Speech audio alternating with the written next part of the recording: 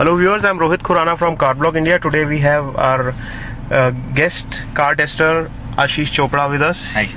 He drives a Hyundai Verna automatic, and today we have tested the Ford Fiesta titanium petrol automatic with dual clutch PowerShift automatic transmission, and Ashish has taken both the cars for a spin on an empty stretch. He has driven it on city traffic and everywhere, and we'll just ask some feedbacks about the Ford Fiesta automatic from Ashish, along with some comparisons which he would bring from his experience with Verna. He has driven the Verna for around 9,000 kilometers and he drives it daily for his office commute. So Ashish, tell us something about this car. How do you like the engine performance, handling and other aspects of this car, and a few things about Verna and some features that you would like to add in this car to make it better and in that car to make it better. So Rohit, I'd like to begin with the fact that I have been driving Verna for almost 8 months now. So that was my first automatic. So initially my perception about the automatics was entirely based upon what the Verna was like. Now this is the first automatic that I've driven which is not Verna, right? So I although might be able to make a good comparison between these two cars, but I would not be able to judge this car on absolute terms. But yes, I'll try to make sense of what I have understood as much as possible. So as far as the engine goes, what I have felt is that the first thing that you feel when you sit inside this particular car and start from the top, then what you would feel is that the power delivery that you get is much more comparable to a manual rather than an automatic. This is the first and the foremost difference that I saw the moment I sat in the car. Apart from that, the car pulls very well from the traffic lights, the stops. What I found a little bit lagging was when it reached a certain threshold. Say for example, when I reached the speed of 80, then I found a little bit, the car had to be pushed to move towards 100. It took its own time to reach there. Not very significant, but yes, there was a difference as compared to the car that I drive. Although the instances in which I happen to cross 80 and 90 are pretty restricted. So that is why I made sure that once I had reached a certain crossed a certain speed on Fiesta, I went back to Verna just to compare it. So that made the feeling a little bit more prominent as well. Apart from that, what I found that in the specifications section, as far as we talk about the in terms of features that this particular car has, then I would say that the panel that is on offer, that is the in-car entertainment, that is way better than Verna in this particular car. Why I'm saying that is because it's a very big deal for me. For otherwise, also you would note that the cars of this segment typically come with integrated audio systems. So the better they are, the more pleasurable the whole experience goes. So the sound quality is very good. The panel is very good. Although I would like it to be brought a little bit further down because it's too deep inside the dashboard. But apart from that, I really do not have any other gripe. The Bluetooth integration is awesome. The amount of customization it offers as far as the sound is concerned is very great. Then I'd like to talk a little bit about the handling of the car as well, because this is one department in which Verna severely lacks. What happens is that although in city driving you would not feel a difference, in fact you might even find that Verna offers you a better experience as far as city driving is concerned. But once you get an empty stretch, there is a whole lot of a difference. You just have to change lane once and you would feel that Verna will make you feel as if it is going overboard, it is getting oversteered because of the light steering. But here the steering has a tendency to come back to the center as soon as you are done with the curve, or as soon as you are done with doing the maneuver that you are trying to perform. So if you are taking this car on a highway, then definitely you would feel much more confident as compared to Verna. Although my driving is mostly city, so in my day-to-day driving I might not be able to notice a difference, but as soon as I'll take it on a long drive, definitely the difference would be very much visible and perceptible. Apart from that, I think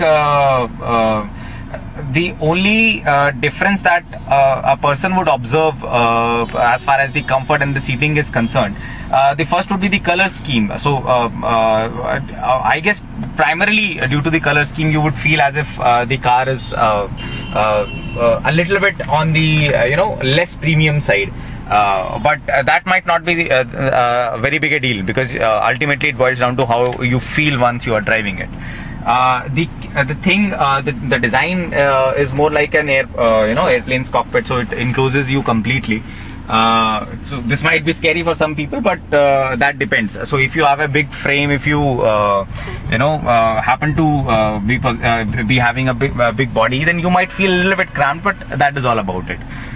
Rear seats, I believe, are comparable in both the cars. So I would not rate, give them edge over one. I would not give a car edge over the other in this department, at least. So all in all, I would say that if you're looking for an automatic, and probably if you're looking for a car which you plan to drive in city, then you can go for Fiesta, given that you like power better. But if you like your ride to be less bumpy, then I think you can give Verna a shot. It is all about how you eventually take the feel of both the cars. If you are to add a few features to both of these cars, what would you like to add to Fiesta to make it more likable, and what would you add to Verna Automatic? Okay, so when I talk about something which gives me the feeling of being inside a car and owning a car, then the first thing that comes is the visuals. So when you sit in a car, you would like your car, if you're paying a certain amount of money, you would like that to look like a car of that segment. So if Fiesta can forego the sporty look a little bit and try to put in the elements which would be more soothing to the eyes, like for example, the all black cockpit looks very sporty. It is in fact it looks very aggressive as well, but this might not go down well with many users. So it would be it might not be a bad idea to introduce some light shades in the palette, in the dashboard and in the seating area as well. The other thing that I would like to take from Verna is that a feature set that Verna offers is a little bit richer as compared to Fiesta. For example, you have the rear view cameras are there, so if they come integrated and if they come in a shape which are much more usable and likable, that would be a good thing to have. Then there is a start and stop key, which I personally find very convenient, because I would not have to take the key of my car out from my pocket throughout the day. I can open the doors, I can open the boot and do everything without even using the key. So probably smart key would be a good addition. Similarly, where Verna lacks, you might say that the department in which Verna lacks are more serious, but then it all depends upon what you are looking for in a car. So the thing that I would really like Verna to pick up is probably they should let go of the archaic transmission that they have. It is about time they start moving on to a higher grade of transmission. The second thing would be the console. I mean, the console, it's very pleasing. The console in Verna does not come close at all. It offers you the basic features which are there in almost all the cars, the steering controls and everything. But when it really boils down to the kind of customization that you have on board, then I think Fiesta is the way to go.